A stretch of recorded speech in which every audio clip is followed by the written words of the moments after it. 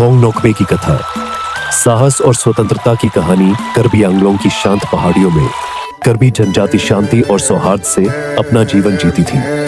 वे अपनी जमीन पर मेहनत करते, खुशी के गीत गाते और अपनी सरल जिंदगी का आनंद लेते, लेकिन उनकी शांति प्रियता ने उन्हें एक आसान लक्ष्य बना दिया। पड़ोसी जनजातियां और राजा उनकी दयालुता को कमजोरी समझते, उनके गांव लूटते, उनका चावल छीनते और उन्हें दुख में छोड़ जाते। सालों तक कर्बियों ने चुपचाप सहा, उम्मीद करते हुए कि उनका कष्ट खत्म होगा, लेकिन क्रूरता बढ़ती गई। उनके गांव जलाए गए, बुजुर्गों का अपमान हुआ और बच्चों की आंखों में डर बस गया। कर्बियों ने एक उद्धारकर्ता के लिए प्रार्थना की, उम्मीद की उस किरण के लिए जो उन्हें इन जंजीरों से मुक्त कर सके। ऐसी ही एक रात एक बच्चा पैदा हुआ।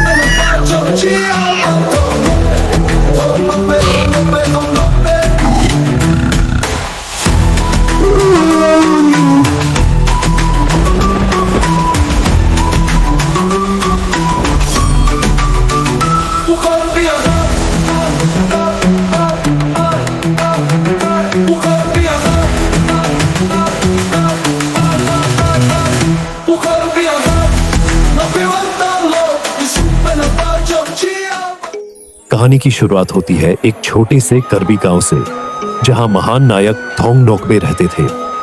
एक समय था जब उत्सव का मौसम था। लोग चौकन नामक एक महान आध्यात्मिक त्योहार की तैयारी कर रहे थे। यह मृत्यु का उत्सव था, एक प्राचीन कर्बी परंपरा।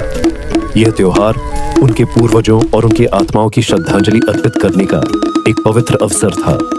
लेकिन एक गंभीर समस्या ने गांव पर काला साया डाला था। गांव में पानी की भारी कमी हो गई थी। बिना पानी के त्योहार आयोजित नहीं किया जा सकता था और गांव का मुखिया चिंतित था। उसने अपने लोगों से मदद की अपील की, लेकिन थोंग नोकबे ने ही चुनौती स्वीकार की। बिना किसी संकोच के उसने अपनी तलवार उठाई और गांव के लिए एक पानी की बावड़ी खोदने के लिए निकल पड़ा। अकेले उसने अपनी तलवार से जमीन से लड़ा और जहां तक वह जाता वहां तक उसने पानी का रास्ता खोदा। और जब सूरज अस्त होने से पहले उसने पानी की बावड़ी खोदी, जिससे त्योहार सफल हो सका। उसका यह बलिदान उसके लोगों के लिए आशा की किरण बन गया। जयंता नरंग के शासनकाल में, जो जैंटियन का राजा था, कर्बी की भूमि जैंटियन साम्राज्य के अधीन थी। हर साल कर्बी और चोमांग जनजातियों को एक ऐसा काम दिया जाता था जिसमें वे सड़कें साफ करते थे, जो वर्षों से घास और झाड़ियों से ढक चुकी थी। ये सड़कें व्यापार के लिए जरूरी थी, लेकिन यह भी एक संकेत था उनके अधीनता का। हर दिन के अंत में जैंटियन सैनिक यह गिनती करते थे कि कितने मजदूर काम करने आए, लेकिन कर्बी लोगों के लिए यह गिनती एक क्रूर सजा बन जाती थी। सैनिक हर कर्बी श्रमिक के माथे पर एक कटा लगाते थे ताकि उनका खून बह सके, जबकि चोमांग जनजातियों को कोई नुकसान नहीं पहुंचाया जाता था। कर्बी लोग अपमानित होते थे और उनका गुस्सा बढ़ता जा रहा था। एक शाम जैसे ही श्रमिक अपने गांव वापस लौटते हैं, थोंग नोकबे ने देखा कि उसके लोग खून से सने माथों के साथ लौट रहे थे। उन्होंने सब कुछ सुना और कसम खाई कि अब वह यह अपमान सहन नहीं करेंगे। अगले दिन थोंग नोकबे भी काम पर गया, लेकिन इस बार वह केवल काम करने नहीं गया था। जैसे ही सैनिक गिनती करने लगे, थोंग ने आगे बढ़कर एक सैनिक की तलवार छीन ली और घोषणा की, आज मैं गिनूंगा, तुम नहीं। उसने अपनी तलवार उठाई और उन सैनिकों और चोमांग जनजातियों के माथों पर वही कटा मारा जो उन्होंने कर्बी लोगों के साथ किया था।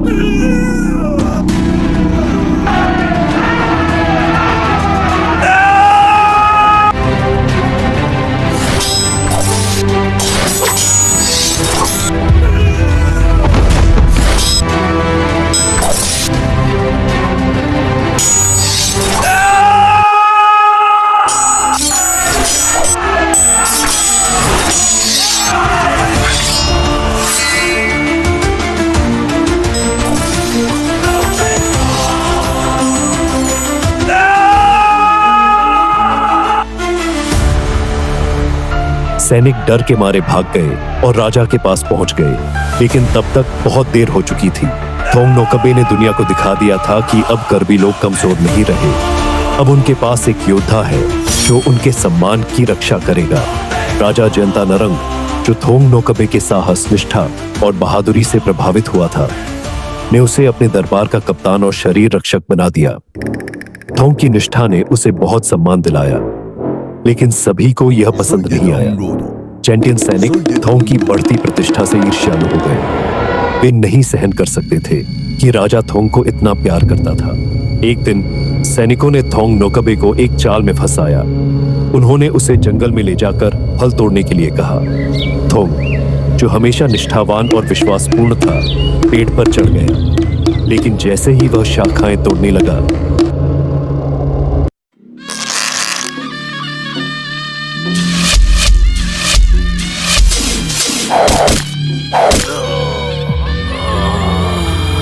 वे उसे मार डाले और उसका सिर काट दिया। लेकिन यहां तक कि मृत्यु के बाद भी थोंग नोकबे की आत्मा जीवित रही। उसकी बहादुरी, निष्ठा और बलिदान की किंवदंती बन गई। कर्बी लोग कभी नहीं भूल पाएंगे उस योद्धा को जिसने सब कुछ अपने लोगों की रक्षा में दे दिया। उसका नाम थोंग नोकबे हमेशा के लिए उनकी यादों में रहेगा।